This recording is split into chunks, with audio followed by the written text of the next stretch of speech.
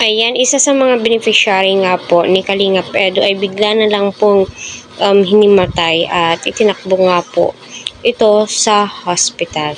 No, para sa akin, siguro may pneumonia po ito, no, may asthma.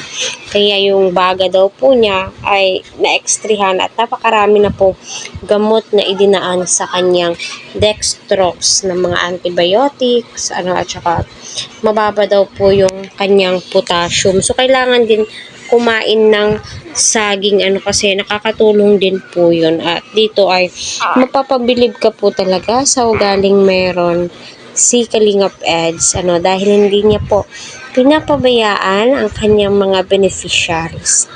Kapag may nabalitaan po siya ay agad naman po niyang pinupuntahan, inaalam kung ano yung nangyari, and syempre magbibigay po yan siya ng financial So, maraming salamat sa iyo, Kalingap Eds. Kaya, patuloy po natin silang suportahan, tangkilikin ang kanilang channel. At, ang nagbalita pa po kay Edu, na nasa hospital ang kanyang beneficiary, ay ito nga pong si Carla.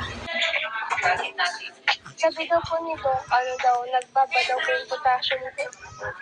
Tinanggalan na din po ako, titry po akong tanggalan ng oxygen po. Madami na din po yung gamot na nailagay po sa akin. Simula po kagabi. Sa antibiotic po. Sa ubo po, tapos sa dibdib. Biglaan lang po talaga kagabi. Kaya ang sarili mo kaya gagawin ka. Biglaan, hindi naman po ba kasi natin alam naman wala. Pag may iniinom po naman akong gamot.